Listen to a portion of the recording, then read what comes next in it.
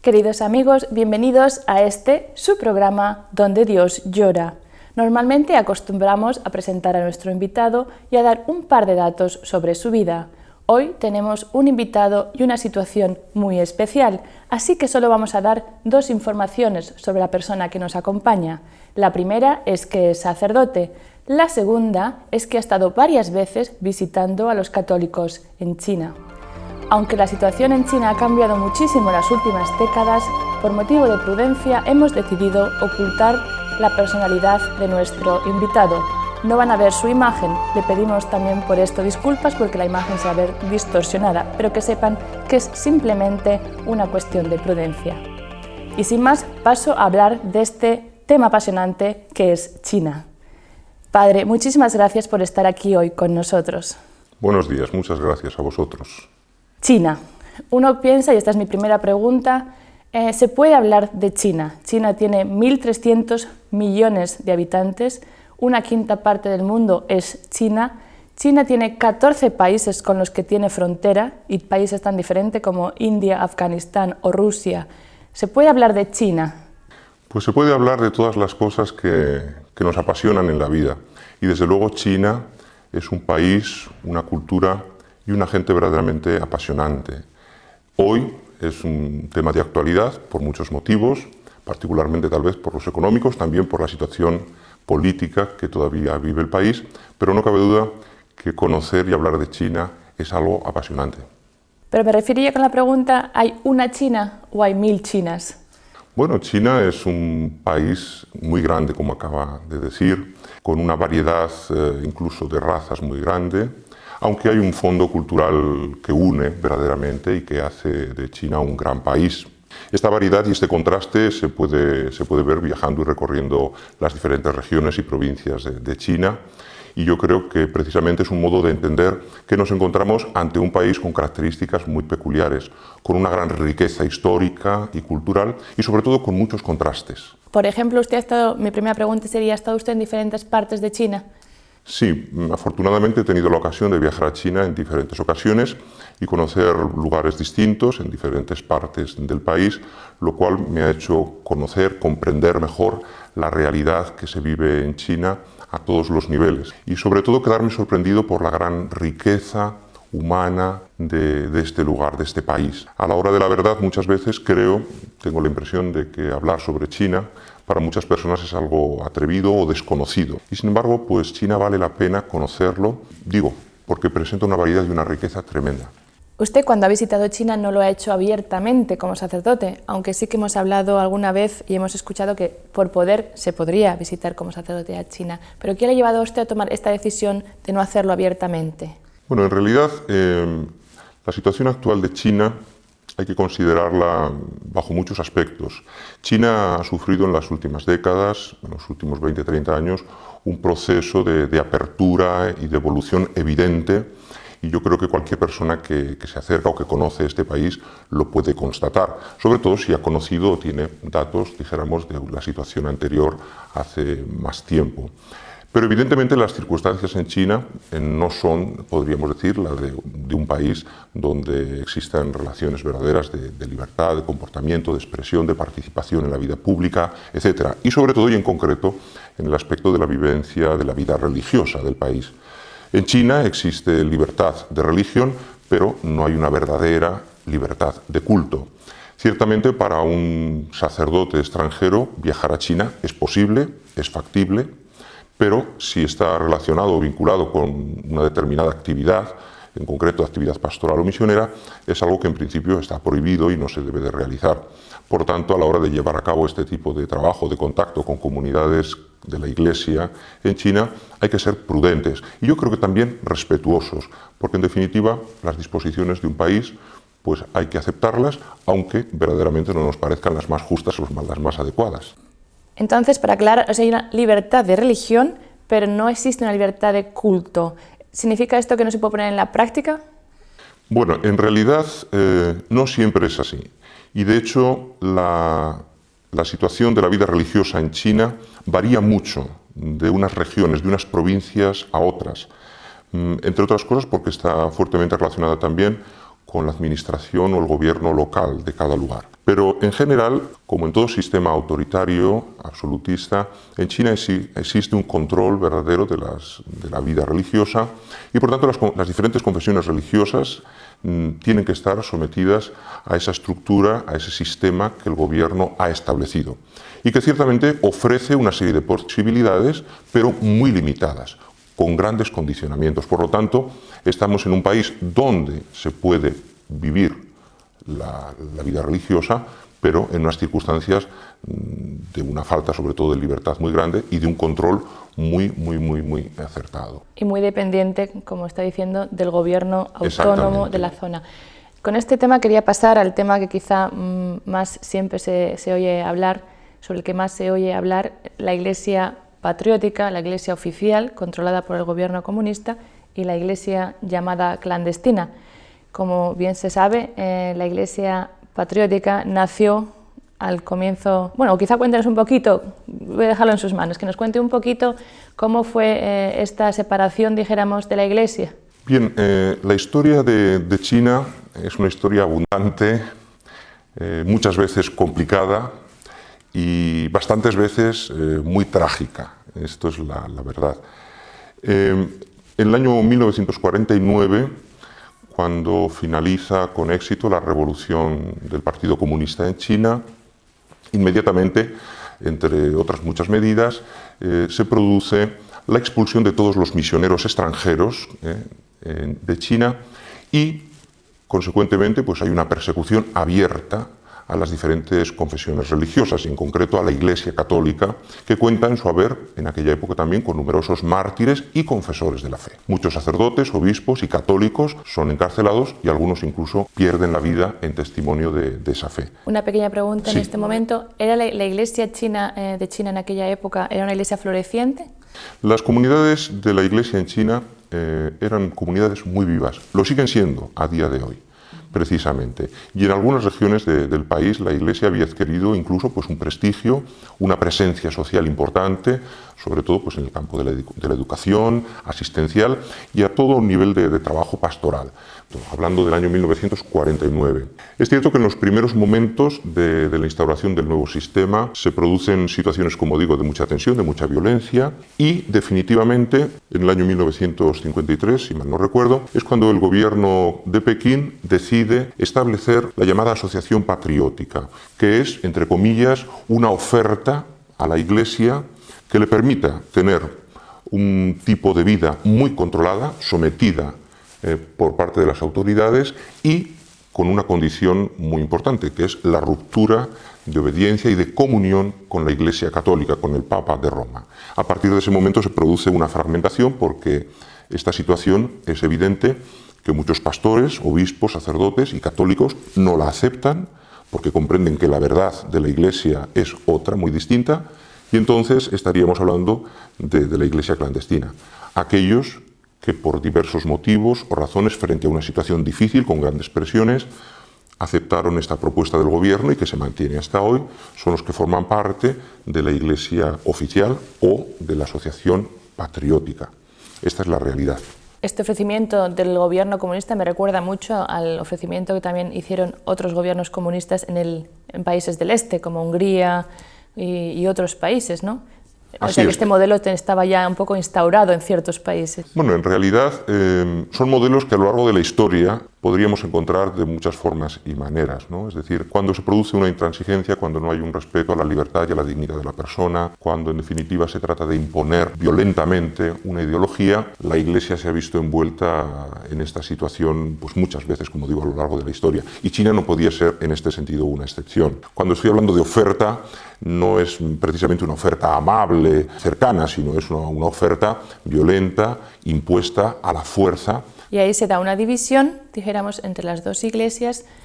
¿En qué año estamos cuando dijéramos oficialmente? Sí, estamos hablando ya de los primeros años del año 1953, 52, 53. Y esta separación al principio me imagino que fue una separación que internamente la iglesia... Bueno, fue una separación, como todas las separaciones, traumática y muy dramática hasta el día de hoy, porque en definitiva es romper la unidad de la gran familia que es la Iglesia y que como elemento fundamental debe mantener este carácter de unidad y de comunión, no solamente entre los miembros de la Iglesia en China, en aquel país, en aquel momento, sino con toda la Iglesia universal y especialmente en comunión con el sucesor de Pedro, con el Papa de Roma. Por tanto, es una situación dramática y muy traumática hasta el día de hoy. Esta relación me imagino que habrá cambiado mucho durante los últimos años, pero primero saber, ¿usted ha conocido a católicos tanto pertenecientes a la iglesia clandestina como a la iglesia oficial? Hay que decir que las cosas en China han cambiado, están cambiando y deseamos que cambien a mejor. O sea, es una realidad evidentemente en movimiento, en desarrollo. Por parte de mi experiencia personal, es verdad, he conocido a personas, a sacerdotes, a católicos de las comunidades llamadas así clandestinas, de la iglesia subterránea y de la iglesia oficial. Y verdaderamente yo creo que es un elemento muy importante para tener en cuenta y tener una visión de totalidad y comprender que en China, y esto no lo digo yo, hay voces más autorizadas que lo han establecido, en China hay solo una iglesia, estamos hablando de la Iglesia Católica. Pero es cierto que para que haya Iglesia Católica debe haber un elemento fundamental, que es el elemento de la comunión. Por tanto, la división que se establece entre las dos comunidades muchas veces ya no es una cuestión de tipo funcional, sino una cuestión, podríamos decir, de fe, porque estamos hablando de un elemento constitutivo de la vida de la Iglesia, de la identidad de la Iglesia, que es la comunión. Me parece, por otro lado, que en ocasiones los juicios precipitados, superficiales, no son justos, no son acertados y ciertamente no nos corresponde a nosotros juzgar. Dios nos juzgará. ¿Qué le ha llevado, por ejemplo, a pensar así? Me imagino que también su misma opinión cambió. Bueno, pues la misma experiencia, recuerdo en concreto ahora pues a un viejo obispo, cuando él me contaba la experiencia ¿Un obispo perteneciente? Un obispo perteneciente a la Iglesia oficial, cómo había estado en cárcel durante más de 20 años, cómo al dejar la cárcel se encuentra pues, con una realidad difícil en su país, de falta de libertad en aquel momento, pero como precisamente cuando el gobierno, las autoridades del gobierno le ofrecen la posibilidad de ser elegido como obispo de la Iglesia Patriótica, él sufre verdaderamente una situación de conciencia muy grande. Él me lo expresaba pues, con lágrimas en los ojos, ¿no? Y este hombre, llevado por un buen hacer, por una recta intención, acepta consecuentemente aquel nombramiento como obispo, que sabía él es un acto ilícito, va a estar fuera de la comunión de la Iglesia precisamente porque no tiene el nombramiento de la Santa Sede, pero podríamos decir lo acepta como un mal menor en una situación, como digo, muy difícil y muy complicada. Gracias a Dios y con el paso de los años, este obispo como otros pues están recuperando la comunión y el reconocimiento por parte de la Santa Sede, del Santo Padre, lo cual es algo muy importante. Y digo esto no para justificar, pero sí para comprender una situación de verdad traumática, de violencia muy fuerte, que han sufrido y sufren, desde luego, las comunidades subterráneas, la Iglesia clandestina, la Iglesia perseguida, pero que sufre igualmente, en otra medida, en otro orden, la Iglesia oficial. Que este sacerdote había estado 20 años también él mismo en prisión. Frente a una situación difícil, una situación extrema de violencia, de falta de libertad, de persecución, ha habido dos modos de corresponder. Probablemente porque no todos en la vida estamos capacitados para responder frente a las dificultades y a los problemas de la misma manera. Hay personas que lo pueden hacer en grado heroico y en China es impresionante cómo sacerdotes, obispos y católicos lo viven, lo han vivido y lo vivirán así, de una forma heroica, ejemplar, y cómo otras personas, en otro grado de heroicidad, han dado respuesta a esa situación para dar vida a la Iglesia, para seguir, en definitiva, siendo fieles a Jesucristo. Quizá vamos ahora justo a ilustrar esta otra parte que me dice, la parte heroica, en grado sumo de la Iglesia clandestina, ¿no? Aunque le llamamos por llamarle de una manera Iglesia clandestina, pero la Iglesia subterránea. Cuéntenos quizá un poco los testimonios que escuchó allí, lo que más le ha impresionado quizá. Bueno, me parece muy interesante esto que dices, porque efectivamente hablar de Iglesia clandestina da la impresión de que nos estamos refiriendo a un grupo de malhechores y nada más lejos de la realidad. Cuando hablamos de la iglesia clandestina, estábamos hablando de la iglesia, de comunidades fieles al sentir de la iglesia, fieles al Santo Padre, y que desde los años 50 hasta el día de hoy han vivido en esta situación a pesar de los riesgos, de las violencias, de los castigos, de las persecuciones constantes en algunos lugares. Y esto hay que decirlo abiertamente. Es cierto que esta situación de persecución y de dificultad no se ha vivido de la misma manera en todos los lugares, pero en algunas partes de China, verdaderamente hasta el día de hoy, es dramática, es injusta, inhumana en último término, ¿no? Puedo decir que las personas que he encontrado en estas comunidades de la iglesia subterránea o clandestina me han parecido, ¿no?, personas de una gran convicción, sin temor y sobre todo con una fe y una vida de piedad. Estos dos elementos yo los subrayaría, en estado puro, en estado puro. Recuerdo a un viejo obispo que ha sufrido tantísimo y que me decía esto: mire, padre, hay tres cosas que pienso. La primera, que lo importante es no tener miedo. Yo no tengo miedo. Verdaderamente un hombre muy decidido, muy firme. La segunda cosa, que lo importante es ser fieles, cueste lo que cueste. Y por último, que lo que le importaba, y verdaderamente me parece importante señalarlo, era la vida de sus sacerdotes, la formación intelectual y la vida espiritual de sus sacerdotes. Pues ya se ve que con gente así es fácil seguir adelante, sí, cuando está la gracia de Dios por medio, pero la situación verdaderamente ha sido de mucha dificultad, de mucho sufrimiento, de mucha injusticia hasta el día de hoy. Este tercer punto que me nombraba ahora creo que ha sido una de las cruces también de la iglesia subterránea, por llamarlo, porque subterránea se llama porque vivían en los sótanos, ¿no? Me imagino. Sí. Y es la formación de los sacerdotes. Si tengo bien entendido, una de las grandes penas que tiene la Iglesia en China es la formación de los seminaristas que no son de la Iglesia oficial, porque claro, los medios que tienen son también mínimos. Bueno, es verdad que respecto a esta situación, tal vez es uno de los signos de cambio más evidentes. En primer lugar, porque por parte de la Iglesia oficial se han hecho grandes esfuerzos. En China hoy hay seminarios, grandes seminarios, funcionando, podríamos decir, bastante bien, con una calidad de estudio y de vida, pues, de piedad muy adecuada. Seminarios normalmente regionales que recogen o que reciben a seminaristas, a chicos venidos de diferentes partes, de diferentes diócesis. Pero al mismo tiempo, dentro de la iglesia clandestina, este esfuerzo se ha querido llevar a cabo, no siempre con los mejores medios, sin duda ninguna, entre otras cosas porque una situación de persecución exige vivir en unas circunstancias de vida cotidiana muy particulares. También es verdad que afortunadamente a día de hoy no son pocos los sacerdotes y los seminaristas que han podido salir de China y que se han formado o se están formando en otros países de Europa y que por tanto esto aporta una savia nueva y una vitalidad nueva a la Iglesia en China. Me imagino que no podemos hablar de la fe en China sin hablar de aquello que pasó en el 2007, que fue la carta de Benedicto XVI a la Iglesia Católica en China. Creo que esto ha sido como un hito, como una pauta a seguir. Efectivamente, es un antes y un después en este desarrollo y de la vida de la Iglesia misma en este país. Por tanto, yo creo que a partir de ese momento no se pueden establecer ningún vínculo de opinión, ningún gesto que no esté estrechamente vinculado precisamente con lo que el Papa dice en esa carta y que son criterios de alguna manera ya conocidos y sabidos por parte de todos, pero que vienen reafirmados, en este caso, por el sucesor de Pedro.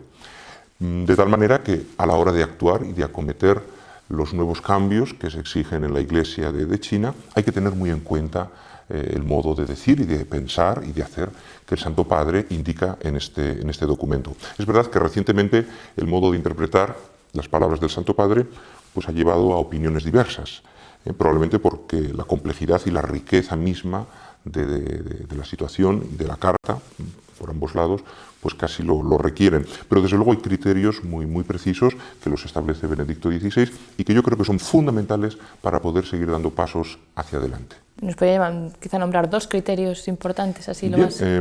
Pues pensemos por un momento, en primer lugar, la importancia del valor de la comunión para la vida de la Iglesia, la independencia fundamental y la separación entre Iglesia y Estado, la desvinculación que tiene que existir entre el poder político y la Iglesia misma para que cada uno de estos estamentos puedan cumplir con su tarea, con su misión.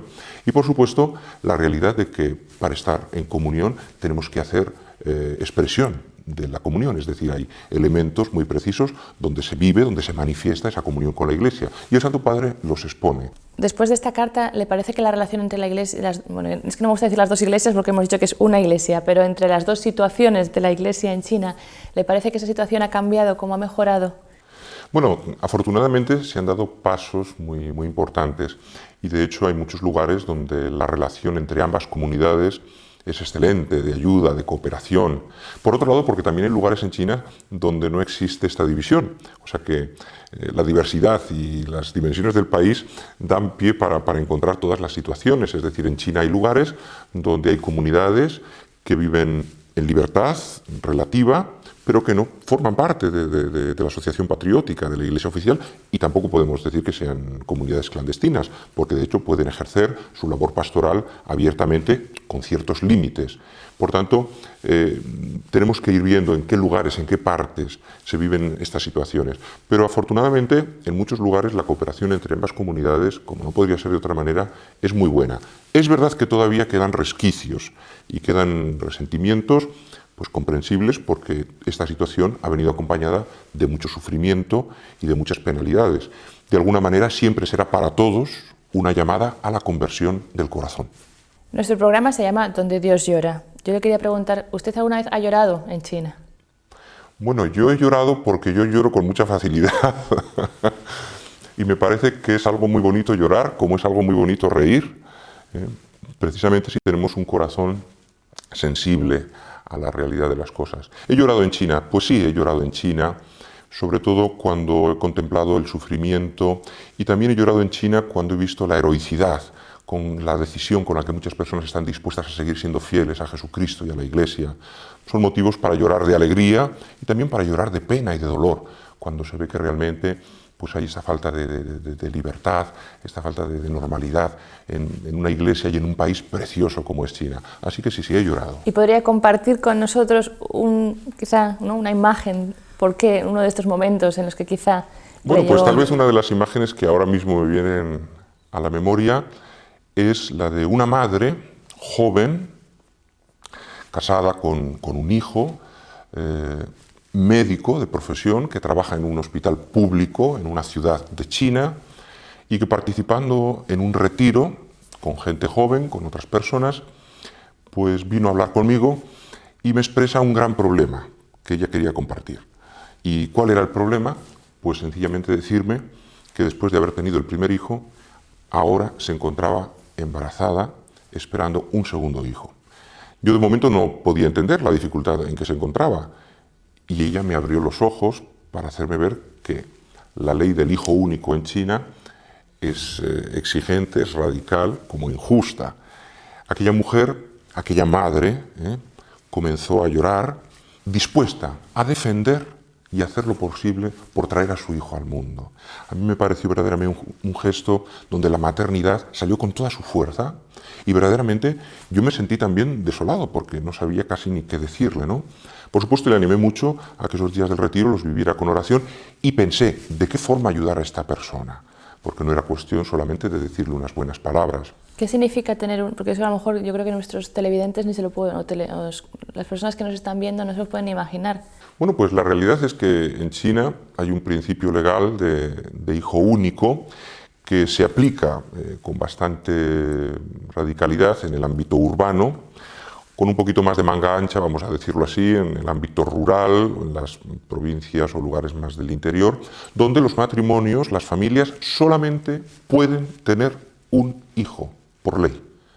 Por tanto, el segundo, el tercero, el cuarto hijo es impensable y en estos casos se ven obligados al aborto forzado o en algunos casos, como sabemos, al infanticidio. Es algo terrible, ¿no? Entonces, verdaderamente, para una persona, para un católico, para un cristiano, esta situación es tremenda, es tremenda. ¿Pero cómo maneja la Iglesia? ¿Qué respuesta tiene la Iglesia ante estas situaciones?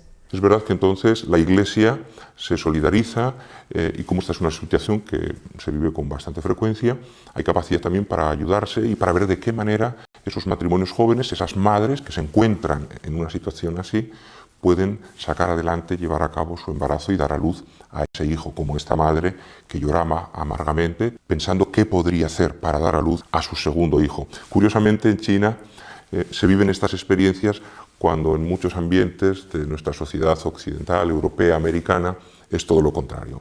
Los bajos índices de natalidad, una sociedad que se envejece a pasos agigantados y donde ciertamente la vida no aflora. Entonces es verdaderamente una situación dramática. Por eso sí, es uno de los momentos donde verdaderamente lloré o lloramos juntos. ¿Y entonces qué hacen los creyentes? ¿Cómo pueden solucionar este problema tan grave que sufren? Bueno, el pueblo chino vive muy bien el valor de la solidaridad, de la ayuda mutua. Esto lo conocemos en la vida cotidiana de forma muy clara. Pero especialmente las comunidades católicas, las comunidades cristianas, viven este sentimiento de fraternidad, de ayuda, de colaboración, especialmente cuando hay situaciones extremas, difíciles. Por tanto, es verdad, en China podríamos decir nadie, o desde luego ningún creyente, ningún católico se puede sentir solo. Y gracias a Dios, afortunadamente, encontrará siempre la ayuda, el apoyo de su comunidad, de sus sacerdotes, de las personas que tiene a su lado. Por otro lado, la Iglesia no tiene fórmulas mágicas. La Iglesia solo tiene una respuesta, y esa respuesta es Jesucristo, y esa respuesta es el Evangelio, que es el mismo para todos, en todos los lugares del mundo y de la tierra. Por eso el deseo de seguir esforzándonos y animándonos a que esta presencia de Jesucristo y del Evangelio en China hoy pueda ser vivida de una forma más libre, más natural, más clara, es siempre un desafío. Pero la única respuesta es Jesucristo. ¿Qué podríamos hacer nosotros, allí donde estemos, en cualquier parte del mundo, por ese país tan apasionante como es China? Bueno, pues yo creo, y me atrevería casi pues, a decir que podemos hacer mucho, y tal vez seguir haciendo lo que ya estamos haciendo. Seguir haciendo lo que estamos haciendo, pues seguramente muchas personas que nos están escuchando estarán rezando, y eso es muy importante, la oración. Es un cauce. En la carta del 2007 el Papa nos ¿Sí? propuso rezar un día concreto, si nos podemos recordar esta idea. Hay una jornada que es el 24 de mayo, fiesta de María Auxiliadora, que es la titular del santuario mariano de Sheshan, en Shanghái, y que es jornada de oración por la Iglesia en China. También es verdad que se pueden colaborar teniendo la sensibilidad de hacerlo con generosidad, también con medios económicos. Hay muchas asociaciones y fundaciones, conocemos todos, que están ayudando y colaborando sobre todo a la formación de los sacerdotes, por ejemplo, para el envío de libros, para materiales que son necesarios para la evangelización, y desde luego yo creo que eso está al alcance de todos. Es decir, si tenemos sensibilidad, si verdaderamente nos sentimos Iglesia, es verdad que no es difícil imaginar cómo podemos colaborar más y mejor. Pero desde luego hagamos lo que hagamos siempre con la fuerza de la oración. Muchas gracias, Padre, por haber estado aquí en nuestro programa. Gracias a vosotros, ha sido un placer. Y muchas gracias también a ustedes, queridos amigos, por haber seguido su programa Donde Dios llora. Y si quieren hacer alguna sugerencia, tienen preguntas o desean ayudar a la Iglesia en China o en cualquier parte del mundo, no duden en contactar con la dirección que van a ver ahora al final en su pantalla. Hasta la próxima semana.